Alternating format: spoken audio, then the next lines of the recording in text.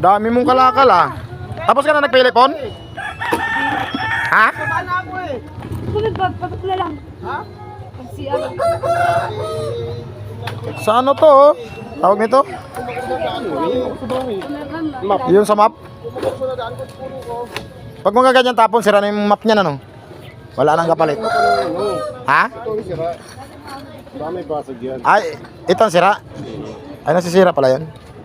Dami basag. Yan din sa ano. Ito wala pang sira ito. Ito may sira. Ayan, ang gilid. Pwede paglagyan ng tools yan. Ha? Paglagyan ng tools. Oo, pwede paglagyan ng tools yan. Ang daming kalakal ni Pony, oh.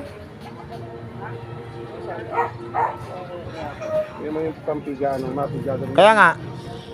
Di ba may paano yan, parang ilis eh? Yan nga yung pumipiga.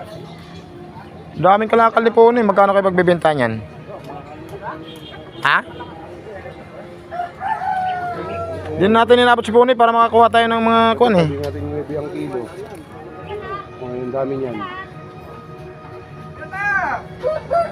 Mga 1,000 ka rin dyan, mahigit yan. 1,000 mahigit yan. Mayroon kaya? Ito nga sabihin ko sa'yo kung hindi ang kilo. Iwan ko lang ngayon dati eh. Hindi, pag December ano na eh, parang pa tawag nito? Ito, yung karton.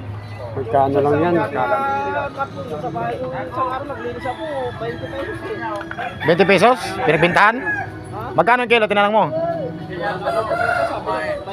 Ay, Pero hindi pa na ano yun. 1,000? Panalo na si Pony rito. Isang gabi lang ito, di ba? Ilang piraso lang yung karton. Magkano lang yan? Nagsimbahan. Hindi na nakawa. Yahay, si Mang Reno. Masipag ang asawa. Kahit sa bahay lang paupo-upo, buhay na buhay. Pon! Si Mang Reno. Hindi, ibig sabihin ba, kahit hindi na magbubiyahe, mabubuhay at mabubuhay. Sa dami niya noon, ilang kilong ano na yan. Dami niyan. Di pa nga siya nagpili, lalo kung magpili. Kaya nga, mabigat na yan. May 3 kilo siguro yan. Yan. Magkano pagbibintahan mo lahat nito, Pon? Wala yan, di. May libo? Saan na yun? Ha? Hoy. Wala na.